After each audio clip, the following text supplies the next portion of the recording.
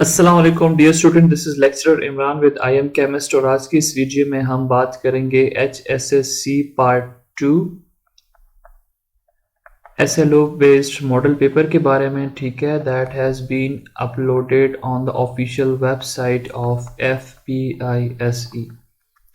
इस पेपर में मैं सिर्फ और सिर्फ ना आपको ये बताऊंगा कि करेक्ट ऑप्शंस क्या हैं MCQs के, बल्कि हम उसकी फुल डिटेल एक्सप्लेनेशन भी पढ़ेंगे जहाँ पे रिक्वायर्ड होगी। सो स्टूडेंट, जैसे आप लोग लास्ट ईयर भी एग्ज़ाम्स दे चुके हैं, फर्स्ट ईयर में आपके पास OMR शीट होती थी, अलग से पेज होता था। लेकिन इस दफ़ा जो थोड़ी सी चेंजेस आई हैं फॉर्मेट के अंदर वो ये है कि ये आपके पास MCQs हैं, ठीक है, सेक्शन A है, और इसी के अंदर ही इस OMR शीट को इंसर्ट कर दिया है। यहाँ पे आप लोगों ने क्या करना होता है, वर्जन नंबर लिखना होता है जो कि आपके MCQ पार्ट के ऊपर लिखा होता है, जिससे आई होप सो आप ऑलरेडी फेमिलियर हैं। आप यहाँ पे 1 को फिल करते हो, फिर यहाँ पे 2 को, फिर यहाँ पे 3 को कर लेते हो, और फिर यहाँ पे 4 को, एंड सो ऑन। ये तरीका आप लोगों को शायद ऑलरेडी पता होगा।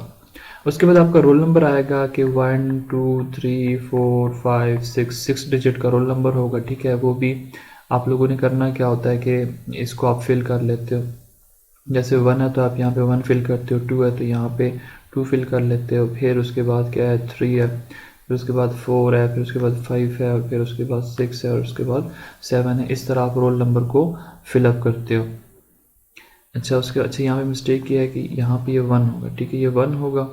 फिर उसके बाद ये यहाँ पे 2 हो जाएगा, यहाँ पे ये 3 हो जाएगा, और यहाँ पे 4 हो जाएगा। इसको आप इग्नोर कर दें।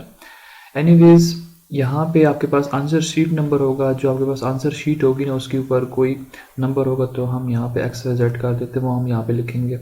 उसके बाद सिग्नेचर ऑफ कैंडिडेट है, आप क्या करें, यहाँ पे अपना सिग्नेचर कर लें। और इसके बाद जो वहाँ पे ड्यूटी स्टाफ होगा वो यहाँ पे अपना सिग्नेचर कर लेगा। आप लोगों ने यहाँ पे सिग्नेचर नहीं करना। अब चलते हैं सेक्शन A की तरफ, जिसके 17 मार्क्स हैं। लास्ट टाइम भी जो पेपर्स होते थे उसके भी 17 ही मार्क्स हैं, होते थे बल्कि। तो यहाँ पे जो टोटल टाइम है 25 मिनट्स हैं। यहाँ पे उसकी कुछ इंस्ट्रक्शंस है। Section A is compulsory. All part of this section are to be answered on the page and handed over to the centre superintendent. Deleting और writing is not allowed. Do not use lead pencil. याद रखें कि आपने इसके अंदर सारे parts करने होते हैं। डिलीटिंग या ओवर राइटिंग आप लोगों ने नहीं करनी। डिलीटिंग और राइटिंग क्या है, आपके पास यहाँ पे 4 ऑप्शंस हैं, ठीक है। ऑप्शन A है, यहाँ पे B है, यहाँ पे C है, और यहाँ पे D है। आप लोग क्या करते हो कि आपको पहले लगता है कि ऑप्शन A ठीक है, तो आप इसको इस तरह इंसर्कल कर लेते हो। थोड़ी देर बाद आपको पता चलता है, आपका फ्रेंड जो आपके साथ बैठा होता है आपको बताता है कि नहीं A नहीं ठीक, D ठीक है। तो आप क्या करते हो, इसको क्रॉस करके D को फिलअप कर देते हो। अब इससे होगा क्या, ये एक चीज़ तो कटिंग में आ गई, आपने इसको काट दिया। दूसरा, ओवर राइटिंग इसको कहते हैं कि एक चीज़ आपने की हुई है, यहाँ पे फिलअप किया हुआ है, दोबारा से इसको फिल कर दो।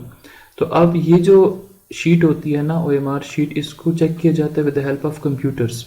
तो कंप्यूटर के अंदर, सॉफ्टवेयर के अंदर ऐसी कमांड दी होती है कि अगर कंप्यूटर को पता चले कि भाई यहाँ पे 2 सर्कल फील्ड हैं, तो क्या करेगा, आपको एक में से कितने मार्क्स देगा, 0 मार्क। तो आप लोगों ने कटिंग और ओवर राइटिंग बिल्कुल भी नहीं करनी। अब चलते हैं केमिस्ट्री की तरफ। ये तो थी आपके पास जनरल इंस्ट्रक्शन की केमिस्ट्री है, कैरियर हमसे क्या पूछ रही है।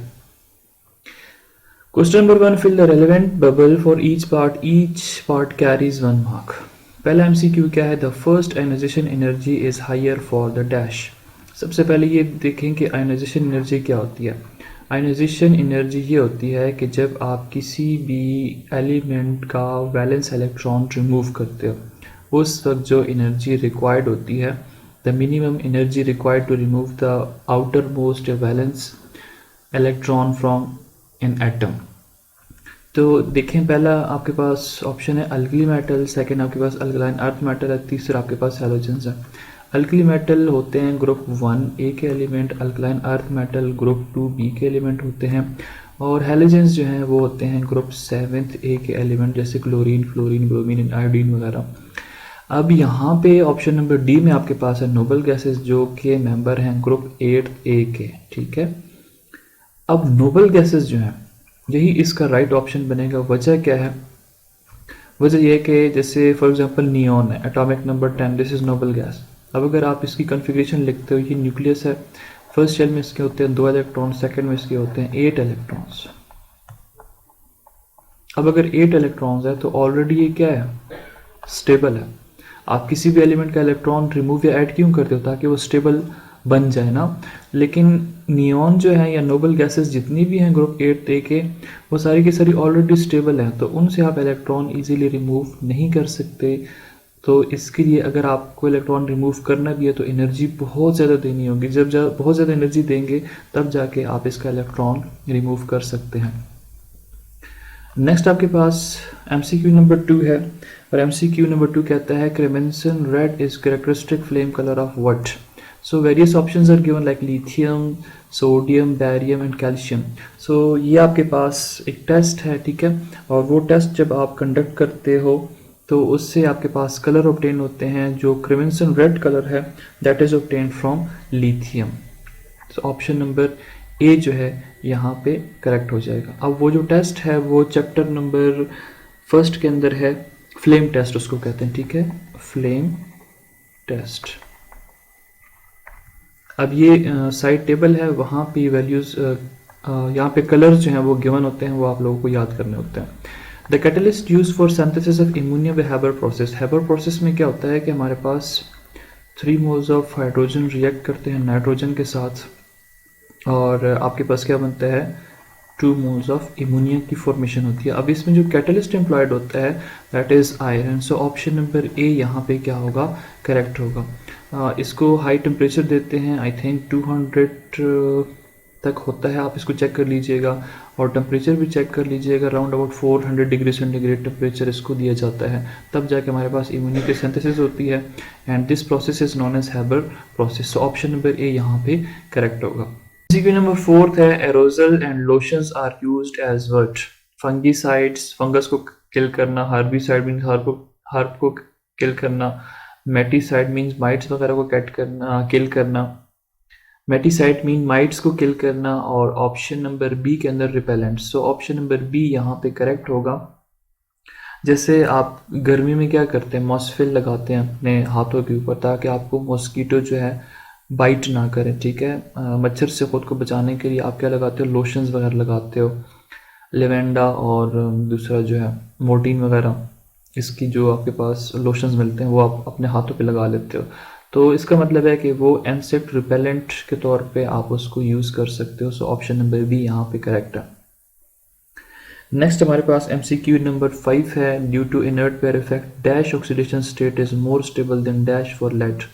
अब लेड जो है ये एग्जिस्ट करता है PbCl4 में भी, और लेड डाइक्लोराइड में, टेट्राक्लोराइड में भी, और डाइक्लोराइड में भी। और डाइक्लोराइड में यहाँ पे चार्ज कितना होता है, +2, और टेट्राक्लोराइड में इसके ऊपर चार्ज होता है +4। इसका मतलब है lead shows +2 states as well as +4 state. अब आपसे ये पूछ रहा है कि क्या +4 स्टेट ज़्यादा स्टेबल है या +2 स्टेट ज़्यादा स्टेबल है। सो ऑप्शन नंबर ए यहाँ पे करेक्ट होगा कि +2 जो है this is more stable, while +4 जो है दिस इज लीस्ट स्टेबल। अब नेक्स्ट जो है, ozone is destroyed by what. Ozone को क्या चीज़ डिस्ट्रॉय करती है, sulphur dioxide, carbon dioxide gas, hydrochloric acid और chlorofluorocarbon. So option number C यहाँ पे करेक्ट है। CFC से बनता है क्लोरोफ्लोरोकार्बन्स।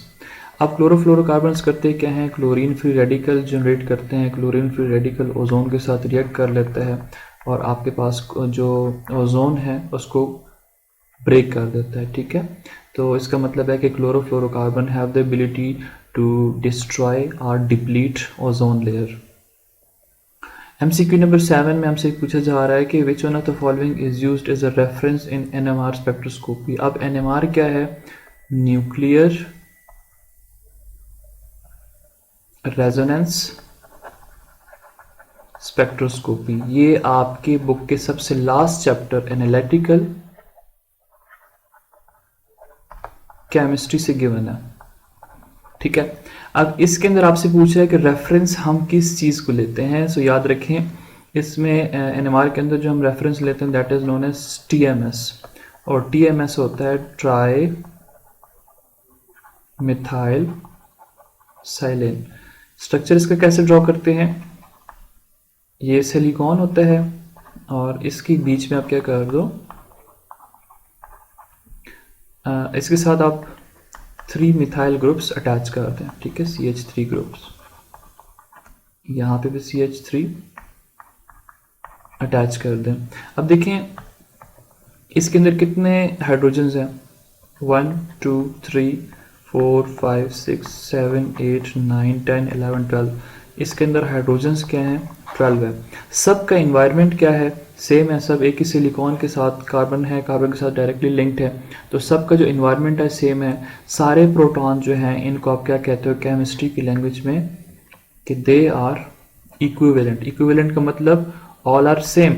अगर सारे सेम हैं तो ये कितनी पीक्स देंगे NMR के अंदर, they will give only 1 peak, ठीक है। ये आपके पास क्या करेंगे, सिर्फ एक पीक देंगे, और इसलिए हम इसको क्या करते हैं, इसको लेते हैं as a reference in NMR spectroscopy. तो इसका राइट ऑप्शन क्या बनेगा, क्लोरोमीथेन, ऑप्शन नंबर बी यहाँ पे टेट्रा मिथाइल साइलेन, जिसको आप TMS भी बोलते हो। नेक्स्ट MCQ है हमारे पास MCQ नंबर 8। MCQ नंबर 8 कह रहा है कि which one of the following technique does not involve interaction of electromagnetic radiation with matter. याद रखो कि हमारे पास एक ब्रांच है केमिस्ट्री की जिसको हम कहते हैं स्पेक्ट्रोस्कोपी। स्पेक्ट्रोस्कोपी क्या है, यह है interaction of electromagnetic radiations with matter, ठीक है, जिस EMR इलेक्ट्रोमैग्नेटिक रेडिएशंस, इनको जब आप इंटरेक्ट करते हो मैटर के साथ, तो ये आपके पास जो टेक्निक है इसको हम कहते हैं स्पेक्ट्रोस्कोपी। अब various spectroscopies are there like infrared spectroscopy, NMR spectroscopy, UV visible spectroscopy and mass spectroscopy. अब यहाँ पे इन्होंने थोड़ी सी मिस्टेक भी की हुई है, इसको हम स्पेक्ट्रोस्कोपी नहीं कहते, इसको हम कहते हैं स्पेक्ट्रोमीट्री। क्यों, क्योंकि इसके अंदर इलेक्ट्रोमैग्नेटिक रेडिएशंस इन्वॉल्व नहीं होती, इसलिए इसको मैं स्पेक्ट्रोमीट्री कहते हैं, इसको स्पेक्ट्रोस्कोपी कहते भी नहीं है। सो ऑप्शन नंबर सी जो है यहाँ पे करेक्ट होगा। इसके अंदर हम इलेक्ट्रोमैग्नेटिक रेडिएशंस को स्टडी नहीं करते, इसमें फ्री इलेक्ट्रॉन्स, इसमें हम इलेक्ट्रॉन्स की बात करते हैं। नेक्स्ट हमारे पास MCQ नंबर 9 है, benzoic acid is obtained by oxidation of what.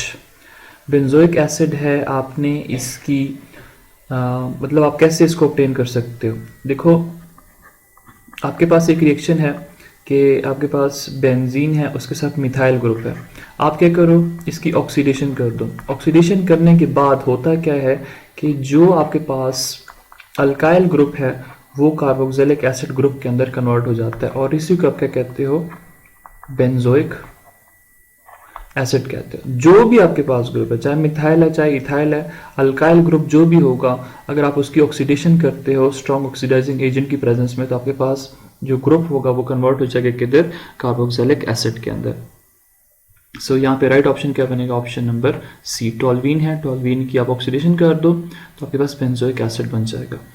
Next आपके पास है MCQ number 10, the structural formula for carboxylic acid anhydride is what. आपके पास ऑप्शन नंबर ए है, ऑप्शन नंबर बी और सी, डी। अब सबको देखते हैं कि ऑप्शन नंबर ए में लिखा हुआ इस तरह R C double bond O C double bond O और R, और यही आपके पास क्या है, this is known as carboxylic acid anhydride. B के अंदर लिखा हुआ है R C double bond O R, ये क्या है, दिस इज कीटोन। ये ऑप्शन नंबर डी के अंदर है R C double bond O H, ये क्या है, कार्बोक्सिलिक एसिड। सिर्फ सिंपल कार्बोक्सिलिक एसिड तो है, but this is not carboxylic acid इनहाइड्राइड।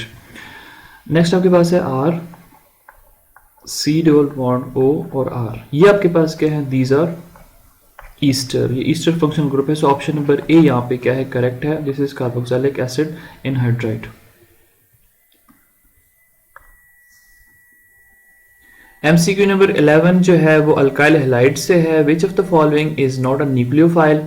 आपसे पूछ रहा है कि इसमें से न्यूक्लियोफाइल कौन सा नहीं है, तो यहाँ पे वाटर है, वाटर के ऊपर होते हैं 2 लोन पेयर ऑफ इलेक्ट्रॉन, तो इसका मतलब है it can act as a nucleophile. Second में हाइड्रोजन सल्फाइड है, ये भी ऑक्सीजन की फैमिली से बिलोंग करता है, तो यहाँ पे भी 2 लोन पेयर ऑफ इलेक्ट्रॉन्स है, तो it can act as a nucleophile up to some extent. Then you have ammonia which also contain lone pair of electron, so hence it can also act as a nucleophile. But once we talk about the boron tribromide, then we say that this is not a nucleophile. वजह क्या है इसकी? BF3।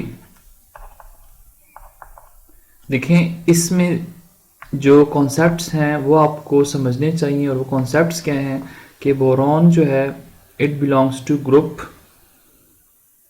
3A, तो इसका मतलब है इसके valence में 3 इलेक्ट्रॉन्स होते हैं। अगर इलेक्ट्रॉनिक कन्फिग्रेशन हम करते हैं सो बोरॉन का एटॉमिक नंबर होता है 5, सो 1s2 2s2 एंड 2p1, तो इसके वैलेंस में कितने इलेक्ट्रॉन्स है? 3 इलेक्ट्रॉन्स है। इसका मतलब है कि it belongs to group 3A। 3 electrons 1 2 और ये 3 इलेक्ट्रॉन्स आपने लिख दिए बोरॉन के। अब फ्लोरीन ग्रुप 7th का मेंबर है, इसका मतलब इसके वैलेंस में 7 इलेक्ट्रॉन्स हैं, 1 2 3 4 5 6 और ये 7, 1 2 3 4 5 6 और ये 7th यहाँ पे शेयर्ड होता है, 1 2 3 4 5 6 और ये 7। अब ये आपके पास इसका स्ट्रक्चर है बोरॉन ट्राइफ्लोराइड का। इसमें से आप ये देखें कि बोरॉन के पास कितने इलेक्ट्रॉन्स हैं, 2 4 और ये 6। इसका मतलब है कि बोरॉन के पास यहाँ पे 6 इलेक्ट्रॉन है। ये अनस्टेबल है, बोरॉन को स्टेबल होने के लिए 8 इलेक्ट्रॉन्स चाहिए। तो अगर इसके पास 6 इलेक्ट्रॉन्स है, इसका मतलब है इसके अंदर इलेक्ट्रॉन्स की कमी है, hence it is electron deficient.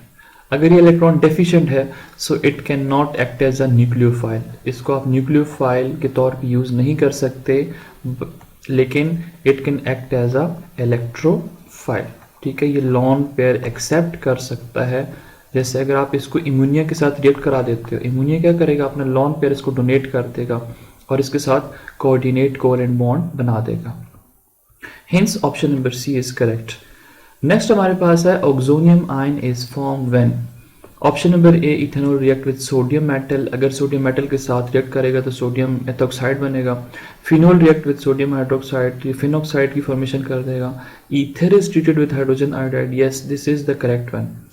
Option number D में ethanol is treated with sodium hydroxide in the presence of iodine, तो ये तो आपके पास एक टेस्ट है जिसको हम हेलोफॉर्म रिएक्शन कहते हैं। अब ऑप्शन नंबर सी जो है, ether is treated with hydrogen iodide, इसका मैं आपको जनरल रिएक्शन लिखवा देता हूँ कि अगर आपके पास ईथर्स हैं, ठीक है, ईथर क्या है, ROR ग्रुप जो होता है इसको ईथर कहते हैं, इसको आप ट्रीट कर दो किसके साथ, हाइड्रोजन आयोडाइड के साथ। हाइड्रोजन आयोडाइड के साथ जैसे ट्रीट करते हो तो यहाँ पे होता है क्या है कि देखते हैं हम कि ऑक्सीजन के ऊपर एक लोन पेयर ऑफ इलेक्ट्रॉन है, ये इस हाइड्रोजन के ऊपर अटैक कर लेते हैं, क्योंकि यहाँ पे आयोडाइड पार्शियल नेगेटिव है तो ये पार्शियल पॉजिटिव है, इसके ऊपर लोन पेयर ऑफ इलेक्ट्रॉन, इसका मतलब है नेगेटिव चार्ज है, नेगेटिव चार्ज पॉजिटिव के ऊपर अटैक करता है, तो उस वजह से ये इलेक्ट्रॉन जो है आयोडीन की तरफ शिफ्ट हो जाएगा हाइड्रोजन का। तो आपके पास क्या बनेगा, R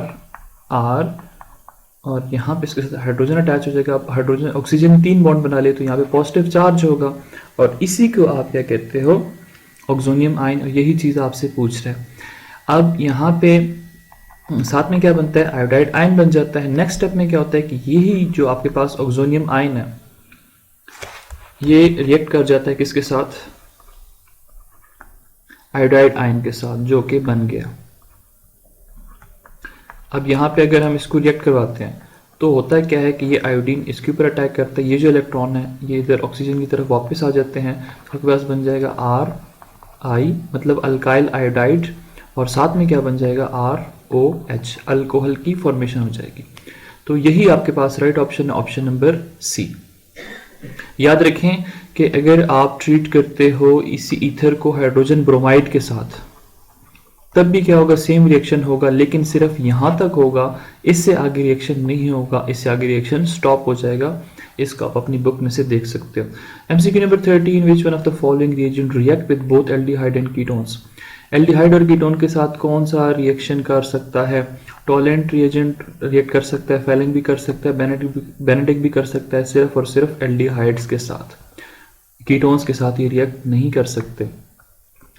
But once we talk about Grignard reagent, that is RMGX, ये क्या करता है? It has the ability to react with both aldehydes and ketone. Aldehyde के साथ रिएक्ट करेगा तो आपके पास प्राइमरी अल्कोहल बनाएगा, कीटोन के साथ रिएक्ट करेगा तो आपके पास क्या बनेगा? सेकेंडरी या फिर टर्सरी अल्कोहल्स की फॉर्मेशन करेगा. Next, which of the following reagent is used for reduction of carboxylic acid. Carboxylic acid को अगर आपने रिड्यूस करना है, मतलब कि जो C डबल बॉन्ड OH है, इसको अगर आप CH2 में कन्वर्ट करना चाहते हो, for that purpose you need to have very strong reducing agent which is lithium aluminium hydride which is a source of hydride ion. तो ऑप्शन नंबर डी यहाँ पे क्या होगा? करेक्ट होगा. नेक्स्ट हमारे पास है which of the following is used as a major component of soap. Soap किस चीज से बनता है? Soap is made from fatty acids. So option number A यहाँ पे क्या है? करेक्ट है. सोप क्या है? It is a mixture of, आप बेस लेते हो, ठीक है, बेस को फैटी एसिड के साथ ट्रीट करो तो आपके पास क्या बनेगा? सोप प्लस वाटर की फॉर्मेशन होगी. और इस रिएक्शन को क्या कहते हैं? Saponification reaction. और ये आपको मिलेगा बायोकेमिस्ट्री के अंदर और एल्डिहाइड एंड कीटोन्स में भी कहीं पे है ये. आयोपिक नेम ऑफ ग्लूटारिक एसिड. अब ग्लूटारिक एसिड का आपने फार्मूला बताना है. सो ये आपके पास होता है pentane dioic acid. Pentane dioic acid का फार्मूला हम लिख लेते हैं. ये आपके पास 1 2 3 4 और ये 5, ठीक है. ये आपके पास क्या है? डाई कार्बोक्सिलिक एसिड है. यहाँ पे कार्बोक्सिलिक एसिड ग्रुप होता है, यहाँ पे कार्बोक्सिलिक एसिड ग्रुप होता है. Hence it is known as pentane. Pentane क्यों कहते हैं? 1 2 3 4 5 कितने कार्बन है? 5 है तो पेंटेन बन जाएगा. डाई क्यों कह रहे हो? 2 टाइम्स कार्बोक्सिलिक एसिड ग्रुप है, एक से इस साइड पे एक इस साइड पे. तो और OIC एसिड इसलिए लगा रहे हो कार्बोक्सिलिक एसिड के लिए. हम करते क्या हैं कि सिंपल अल्केन है उसका E ड्रॉप करके OIC एसिड लिख देते हैं. नेक्स्ट हमारे पास MCQ नंबर 17 लास्ट वन है. विच one of the following nuclei is NMR active. Nuclear magnetic resonance में हम कौन से न्यूक्लियाई को स्टडी करते हैं? वो आपके पास होते हैं carbon 13. So option number B यहाँ पे करेक्ट होता है. इसी तरह हाइड्रोजन जो है प्रोटॉन, जिसको हम कहते हैं प्रोटॉन NMR स्पेक्ट्रोस्कोपी, या इसको हम कहते हैं NMR स्पेक्ट्रोस्कोपी. और जो कार्बन वाला होता है इसको हम कहते हैं carbon 13 NMR spectroscopy. So carbon 13 is NMR active, hence option number B is correct. So student, ये तो थे आपके पास MCQs जिसकी एक्सप्लेनेशन मैंने आपके सामने कर दी है. If you have any question, any doubt, you may ask in comment section. बाकी के जो पेपर है उसका सोल्यूशन भी ऑलरेडी मैं अपलोड कर चुका हूँ, वो आप इस वीडियो की डिस्क्रिप्शन लिंक में से देख सकते हैं. Thanks for watching and stay connected with I am chemist.